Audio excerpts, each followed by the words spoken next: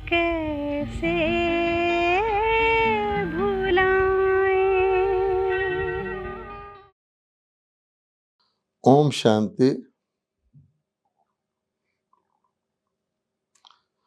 आप फिर 18 जनवरी को प्यारे ब्रह्मा बाबा का स्मृति दिवस आया है।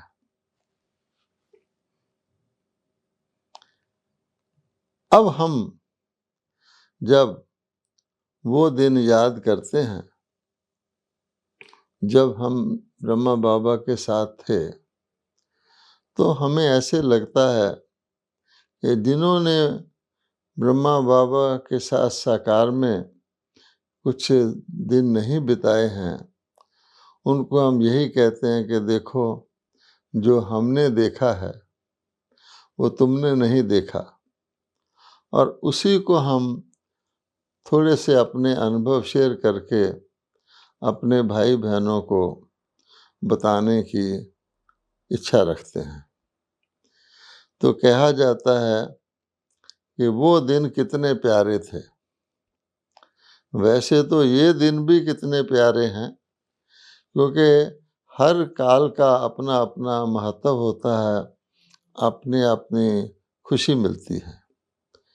तो मैंने 1954 में मैं ज्ञान में आया था और 1969 में 18 जनवरी को बाबा व्यक्त हुए थे।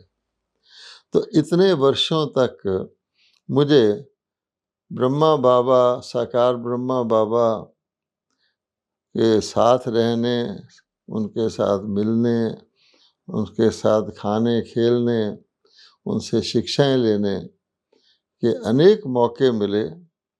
यद्यपि मैं अपने सेंटर में भी रहता था, दिल्ली में भी रहता था, लेकिन बीच बीच में मुझे ब्रह्मा बाबा के साथ प्रैक्टिकल इस दुनिया में, इस धरती पर रहने के जो मौके मिले, जब मैं उनको याद करता हूँ तो मुझे लगता है कि जो कुछ उस पिता ने, शिव बाबा तो उनके अंदर थे ही, हमारे अंदर भरा है, वो बहुत ही अलौकिक और बहुत ही अनूठा है, जिसके कारण से आज हम अपने आप को इस दुनिया में साधारण मनुष्य होते हुए भी बहुत ही अलग प्रकार के अलौकिक शक्ति और अलौकिक सेवा बेहद की करने के लायक अपने आप को समझते हैं।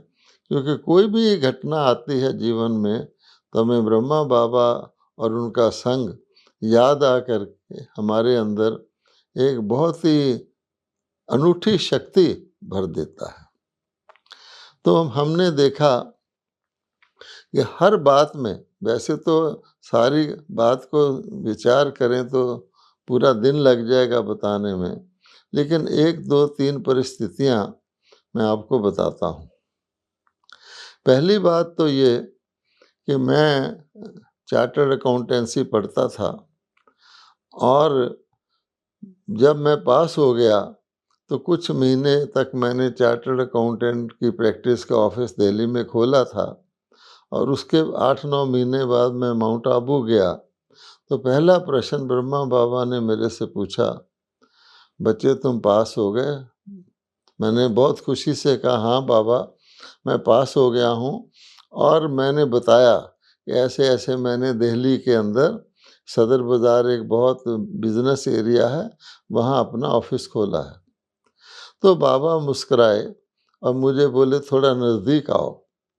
तो मैं नज़दीक तो था ही, और भी थोड़ा नज़दीक बाबा के चला गया और बड़े प्यार से बाबा ने मुझे कहा कि बच्चे, इस प्रैक्टिस वगैरह में बहुत बुद्धि देनी पड़ती है, तुम ना कोई सरकारी नौकरी कर लो। अब एक तो बाबा की पर्सनैलिटी, बाबा का पावरफुल वाइब्रेशन और स्नेह और मेरे कल्याण के लिए मेरे भविष्य को बताना, मैंने उसी घड़ी निश्चित कर लिया कि मैं प्रैक्टिस बंद कर दूंगा और सरकारी नौकरी करूंगा। और मैंने फिर उसी प्रकार से बाबा के कहने के अनुसार फर्टिलाइज़र कॉरपोरेशन ऑफ इंडिया, बहुत बड़ी गवर्नमेंट कंपनी थी पंजाब में। वहाँ 1957 दिसंबर में सरकारी नौकरी ज्वाइन कर ली। लंबी कहानी है, लेकिन बाबा का ये कहना है कि मेरा कोई भी बच्चा अपने जीवन में किसी खास घटना के लिए अगर बाबा की श्रीमत मान लेता है तो सारी लाइफ बाबा उसकी मदद करते हैं। ये मेरा प्रैक्टिकल अनुभव है कि उस दिन से लेकर के आज तक किसी भी प्रकार की कोई भी परिस्थिति हो तो मुझे बाबा के एक्स्ट्रा हेल्प या वरदान इसलिए महसूस होता है कि मैंने बाबा ने मुझे कहा और मैंने मान लिया, और उसमें मैंने अपना कल्याण ही कल्याण देखा कि किस प्रकार से सरकारी नौकरी में आपको समय मिल जाता है सेवा करने का, सेंटर चलाने का, आदि आदि। तो ये एक बात तो ये है कि बाबा की श्रीमत को मानना और किसी खास जीवन के मोड़ पर मानना वो व्यक्ति को सारी लाइफ के लिए बाबा की एक्स्ट्रा मदद प्रदान करता है। उसके बाद हमने ये भी देखा कि बाबा अपने बच्चों को, जैसे फैमिली के अंदर पिता होते हैं तो अपने बच्चों को हर प्रकार से खिलाना खिलाना, हर प्रकार से उनको फीलिंग देते हैं, इस प्रकार की फीलिंग बाबा हमको देते थे। तो भोजन के बाद बाबा हम बच्चों को मनोरंजन करने के लिए 3-4 बच्चों को बुला लेते थे और हमारे साथ ताश खेलते थे, प्लेइंग कार्ड्स। तो पहली बारी जब बाबा ने मुझे बुलाया और बोला बच्चे तुमको ताश खेलना आता है, तो मुझे तो आता नहीं था। तो मैंने कहा नहीं। तो बाबा ने कहा तुम बुद्धू हो, क्योंकि मैं उस वक्त जॉब करता था, क्लब में भी जाता। तो बोला तुम क्लब में नहीं जाते अपने कंपनी के? मैंने कहा मैं बाबा केवल साल में एक बार ही जाता हूँ, क्योंकि मैं अकाउंट्स लाइन का था, वहाँ के स्टॉक वगैरह चेक करने के लिए जाता हूँ, वरना मुझे क्लब में जाने का कोई शौक़ नहीं है, ना कोई ज़रूरत है। तो बाबा ने फिर मुझे ताश खेलना थोड़ा सा आसान सा था सिखाया, और हम रोज़ बहुत खुश होते थे, वेट करते थे कि भोजन के बाद बाबा बुलाएंगे और हम ताश खेलेंगे। तो हुआ ये कि एक दिन बाबा ने हमें नहीं बुलाया, और मैं बाबा के जो माउंट आबू में सबने देखा होगा बाबा का कमरा है, उसके बाद टहल रहा था, वेट कर रहा था कि लच्छू दादी जो बाबा की ब्राह्मणी थी वो बुलाने आती थी, वो आए। तो फिर लच्छू दादी आई तो मैंने कहा दादी बाबा ने हमें बुलाया नहीं। तो कहती अच्छा मैं पूछ के आती हूँ। तो फिर वो पूछ के आई, बोली बाबा कहते हैं अपने साथियों को ले आओ। तो हम सब गए ताश खेलने। उस दिन बाबा कंबल ओढ़े हुए, जहाँ बाबा की गद्दी है उस पर जैसे बैठे थे, लेटे हुए पोज में बैठे थे, कहा आओ बच्चे ताश खेलो। तो पहली बार में ही बाबा हमसे हार गए। नॉर्मली बाबा हमसे ताश में हमेशा जीतते थे। तो मैंने सोचा कि ऐसा कैसे हो सकता है। तो मैंने उनका पोज भी देखा। तो मैंने कहा लच्छू दादी बाबा की तबीयत तो ठीक है? बोली नहीं, बाबा को 102 बुखार है, लेकिन क्योंकि तुमने कहा तो बाबा ने तुमको बुला लिया। तो इस प्रकार से वो जो बाबा का स्नेह था, जो गुप्त ढंग से बाबा बच्चों के लिए त्याग करते थे, वो हमारे रोम रोम में घुस गया। और उस कारण से अब हम जब भी बाबा का नाम लेते हैं और वो सीन याद करते हैं कि ये आदि देव, ये प्रजापिता सचमुच ही एक बहुत बड़ी शक्ति अपने जीवन के द्वारा बहुत बड़ी शिक्षाएं हमको देते हैं कि किसी भी परिस्थिति में दूसरे को संतुष्ट करना है, वो एक बहुत बड़ी इनडायरेक्ट शिक्षा बाबा ने हमको दी। इसी प्रकार से बाबा जो भी परिवार वाले जाते थे उनको वन टाइम अपने साथ अपनी टेबल पर भोजन कराते थे। तो मैं, मेरे माताजी, मेरे पिताजी, हम सब, मेरा भाई, हम सब एक टाइम बाबा के साथ भोजन कर रहे थे। तो उस वक़्त आम का सीज़न था, तो भोजन में हर एक को एक-एक आम दिया गया, शुरू में ही रख दिया गया। तो मेरी माता को पता था कि मुझे आम खाने का बहुत शौक़ है। तो मेरी माता ने बहुत धीरे से बिल्कुल शांति में रहकर अपना आम टेबल के नीचे से मेरी तरफ खिसका दिया कि उसको पता था ये खाता है आम। तो हमने सोचा बाबा ने तो देखा नहीं, हम भोजन करते रहे। जब भोजन कर चुके तो बाबा ने लच्छू दादी को कहा, बच्ची एक टोकरी में आम लाओ, और मुझे कहा बच्चा ये ले जाओ। तो मैं समझ गया कि बाबा ने देख लिया था कि मेरी माता मुझे आम दे रही है, और इतना बाबा का स्नेह कि बाबा ने मुझे खास बुला करके टोकरी में आम दे दिए।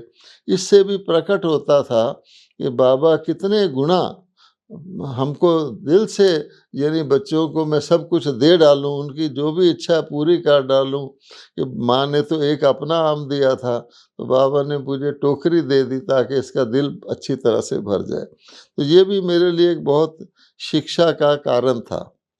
फिर ऐसा होता था कि क्योंकि मैं दिल्ली में रहता था, तो मैंने जॉब, बाबा ने दिल्ली में रहता था क्योंकि मेरे माता पिता, हमारा सेंटर दिल्ली में था और जॉब भी मैं करता था। तो बाबा ने दिल्ली में बाबा को लगता था कि मेरा बच्चा जा कर के किसी वक्त दिल्ली में वीआईपी की सेवा करेगा, क्योंकि मैं चार्टर्ड अकाउंटेंसी पढ़ा हुआ था। तो बाबा के पास कोई भी चीज़ सेवा के लिए आती थी तो मेरे को देते थे। तो उन दिनों विदेश से बहुत कम सामान आता था। हांगकांग में बाबा के बच्चे, कोई सिंधी परिवार वहाँ रहते थे, तो जब भी वो आते थे तो कोई ना कोई चीज़ विदेश की वो ले आते थे। तो एक बहुत ही सुंदर हैंड बैग वो लाए, और बाबा ने मुझे कहा, बच्चा तुम सेवा पर जाते हो, ये बैग में बाबा के जो भी लेटर हो लेके जाया करो। तो वो बैग आज भी मेरे पास है, बहुत ही बढ़िया बैग था, और मैं सचमुच ऐसे लगता था कि बाबा मेरे साथ जा रहा है। किसी से भी मिलने जाना है, कोई चिट्ठी है, कोई लीफलेट है, कोई इनविटेशन है, तो मैं उसमें रख के ले जाता था। तो मुझे फिजिकली फील होता था, मानसिक तौर पे तो हम रखते हैं ध्यान बाबा मेरे साथ है, कि ये सचमुच बाबा ने बैग दिया हो, इसमें इतनी शक्ति है।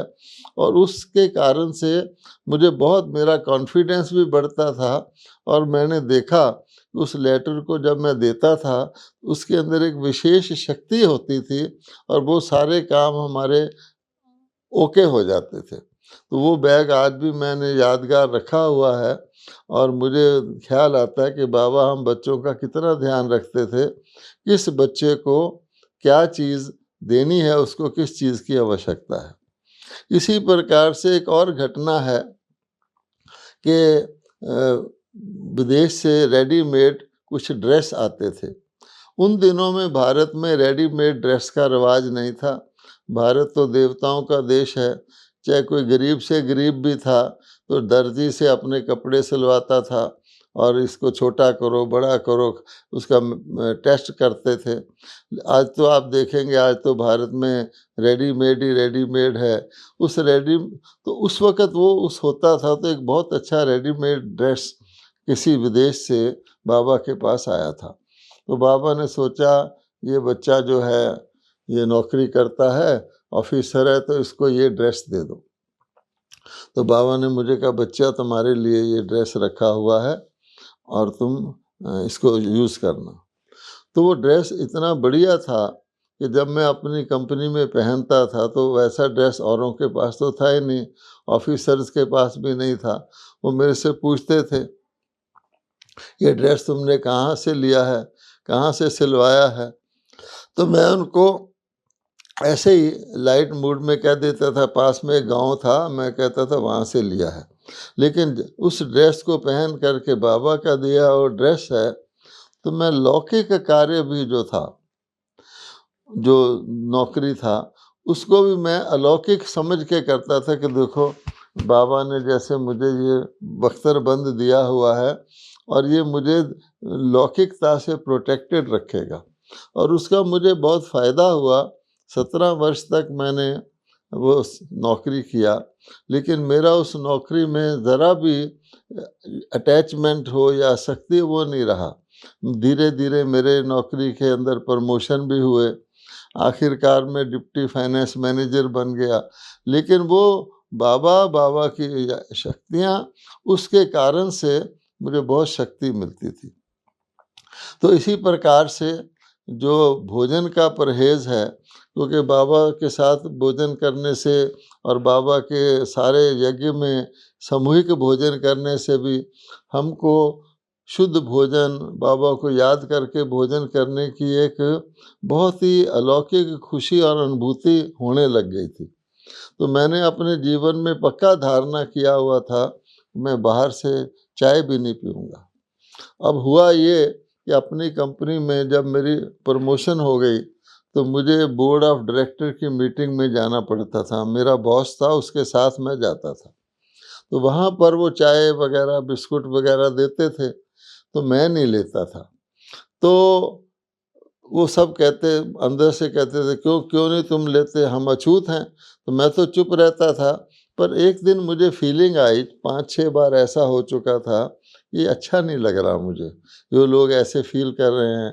तो मैंने बाबा को लेटर लिखा कि बाबा इस प्रकार की परिस्थिति है। तो बाबा ने मुझे उसका उत्तर दिया कि तुम बुद्धू है, तुम जॉब करता है, अन्य ऑफिसर्स को इस प्रकार का ख्याल नहीं आना चाहिए। बाबा तुमको रिटर्न परमिशन देता है कि तुम मीटिंग में चाय पी सकते हो और बिस्कुट खा सकते हो।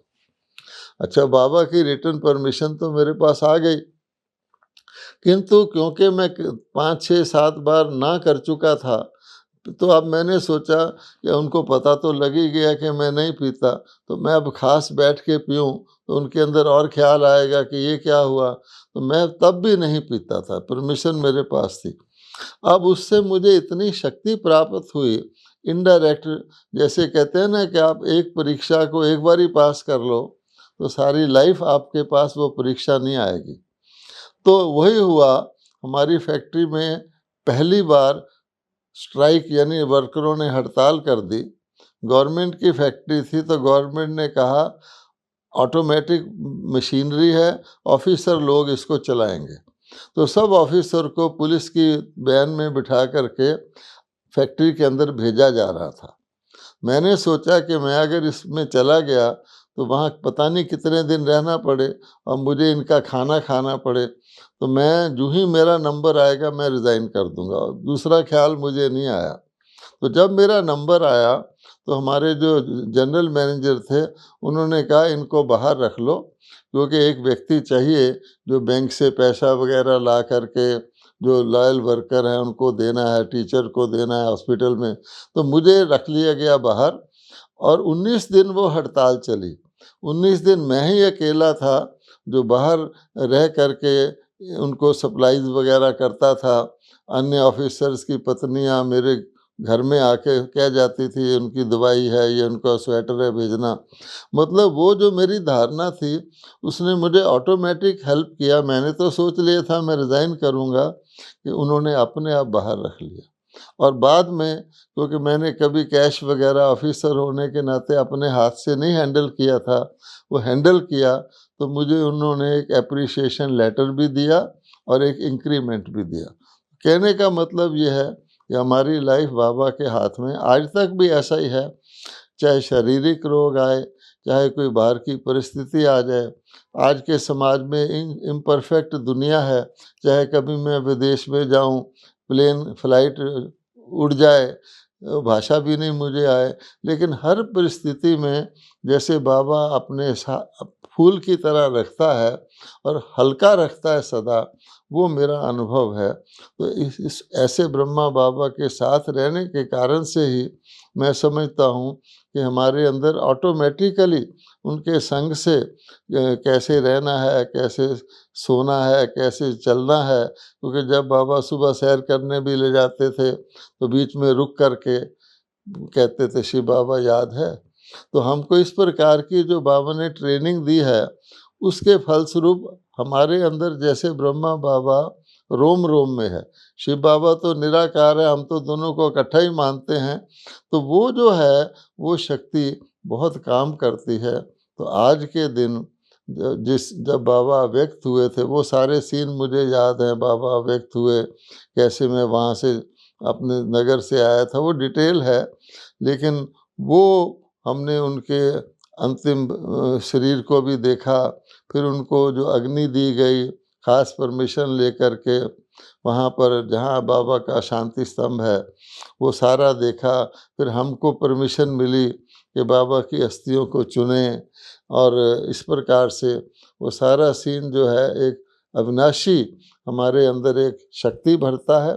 और कभी हमको जैसे बाबा अथक था, बाबा बिल्कुल ही टोटली जैसे इस दुनिया का नहीं था, ऐसी फीलिंग हमको हर वक्त आती है। तो आज के दिन हम अपने प्यारे बाबा को बहुत स्नेह से याद करते हैं, श्रद्धा सुमन अर्पण करते हैं।